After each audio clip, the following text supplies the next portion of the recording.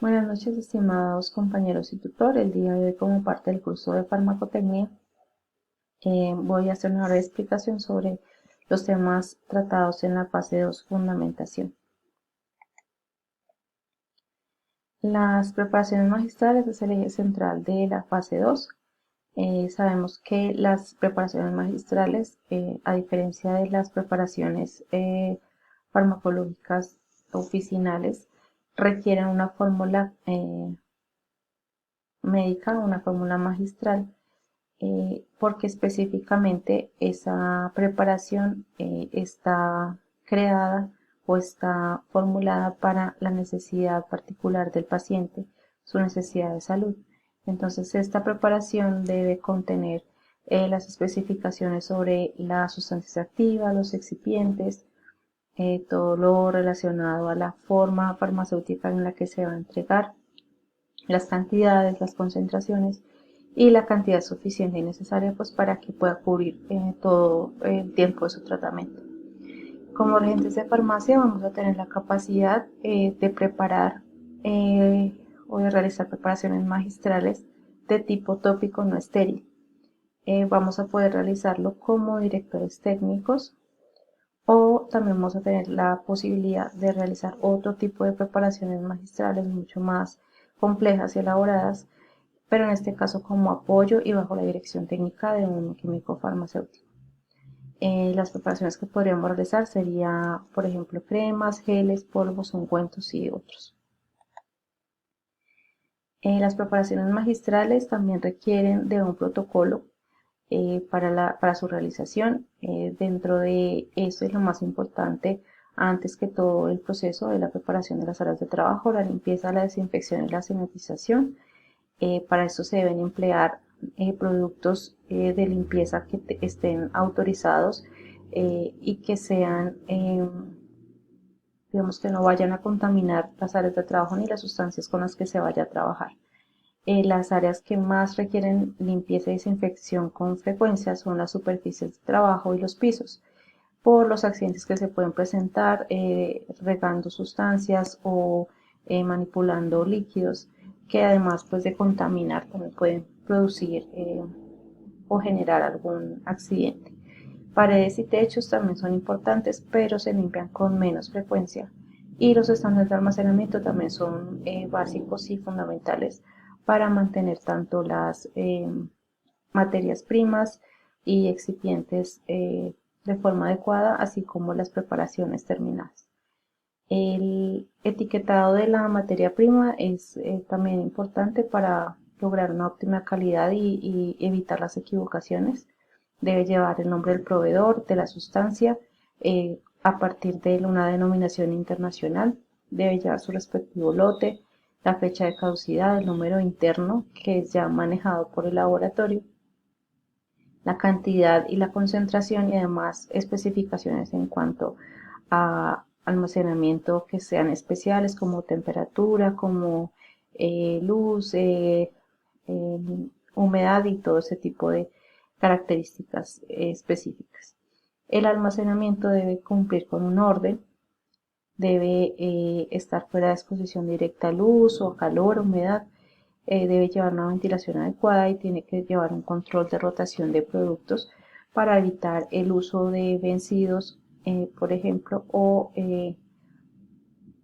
vamos a utilizar lotes más recientes, olvidando los anteriores o los antiguos.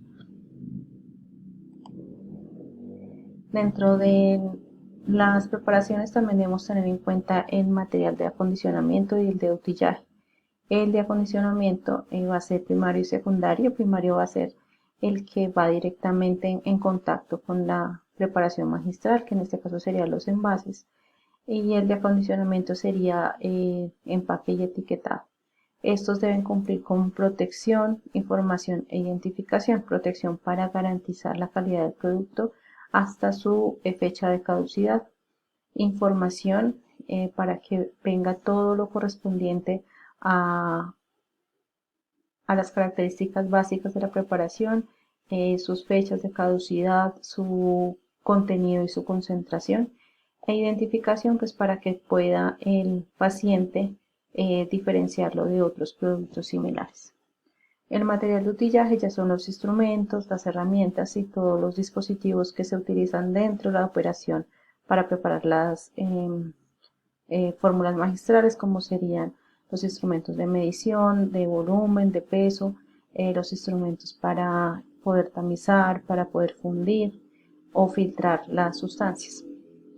Las materias primas y los excipientes. Las materias primas son todas las sustancias activas más importantes para la realización de los preparados magistrales.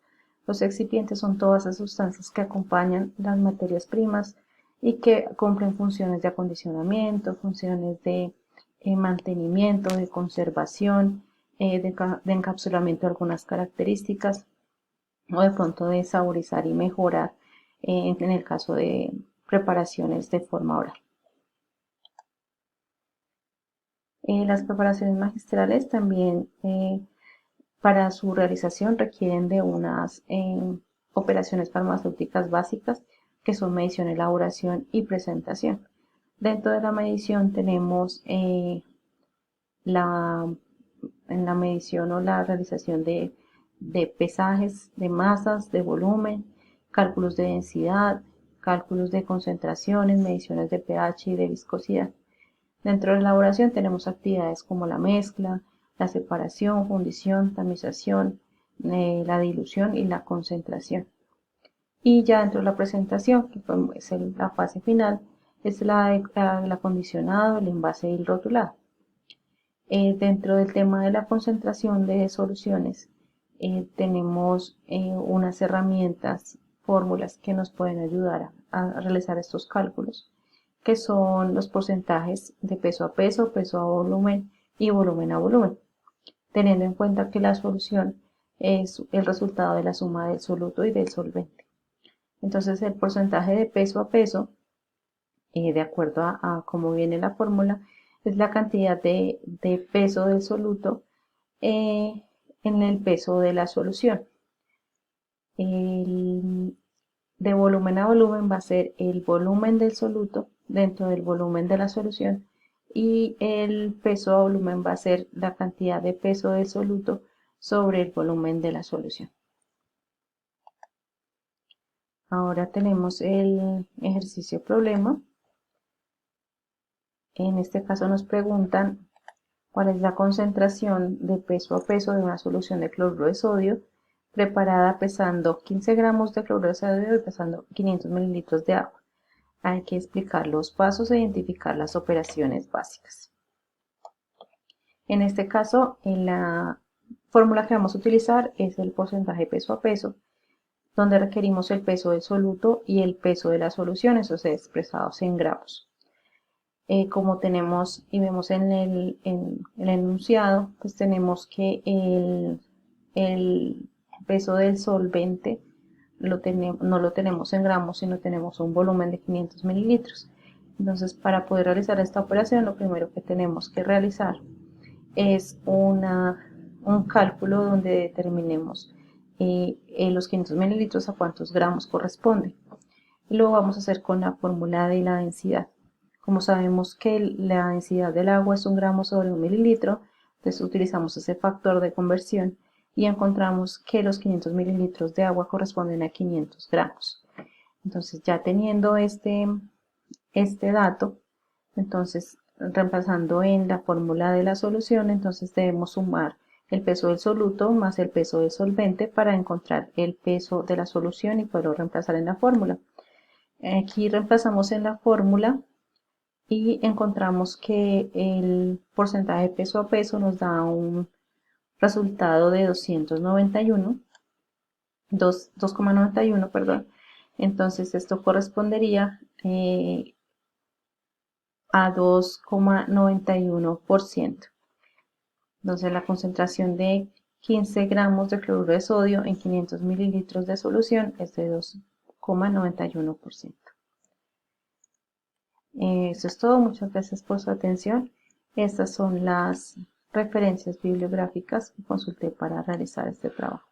Muchas gracias.